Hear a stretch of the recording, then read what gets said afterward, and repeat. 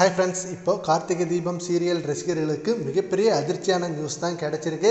ஏன்னா இந்த சீரியலில் நடிச்சிட்டு இருக்க ஒரு முக்கிய நடிகர் இந்த சீரியலை விட்டு விலக போகிறதா அவரே அஃபிஷியலாக சொல்லியிருக்காரு.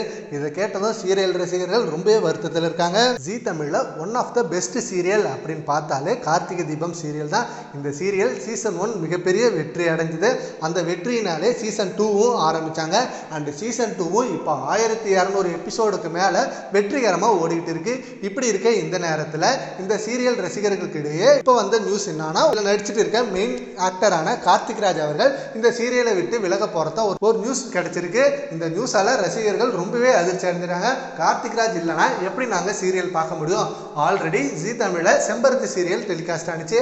அந்த செம்பருத்தி சீரியல் மிகப்பெரிய வெற்றி அடைய மெயின் காரணமே கார்த்திக் ராஜ் தான். அவர் ஆனா அந்த சீரியல் முடியறதுக்குள்ள லாஸ்ட் எபிசோடு கிட்ட அவர் விலகிட்டாரு. அவர் விலகினப்ப எல்லாருமே ரொம்ப கஷ்டப்பட்டோம். என்னடா கடைசி கிளைமேக்ஸ் அப்போ இவர் வெளியேறிட்டாரு அப்படின்னு சொல்லி ஃபீல் பண்ணாங்க. ஆனால் அது ஒரு முக்கிய காரணத்துக்காக தான் வெளியேறினாரு. ஏன்னா அவர் படத்தில் நடிக்க போறாரு. 2 படம் கமிட் ஆகியிருந்தாரு. ஸோ அவரோட கனவே பெரிய திரையில ஸ்க்ரீன்ல வரணும் அப்படின்றது தான். ஸோ அந்த கனவு அப்போ வந்த காரணத்தினால அவர் அந்த சீரியலை விட்டு விலகிறதுக்கான நேரம் வந்துடுச்சு.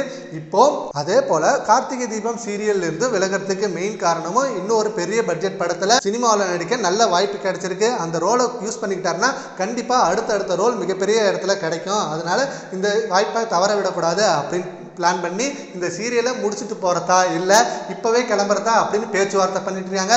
ஸோ சீரியலை முடிச்சு கொடுத்துட்டு போனால் கண்டிப்பாக ரசிகர்களுக்கு ஹாப்பியாக இருக்கும். பட் பாதியிலே போயிட்டா மிகப்பெரிய வருத்தத்தில் இருப்பாங்க ரசிகர்கள். இதை பற்றி உங்கள் ஒப்பீனியனை கமெண்ட் பாக்ஸில் கமெண்ட் பண்ணுங்க. Thank you friends.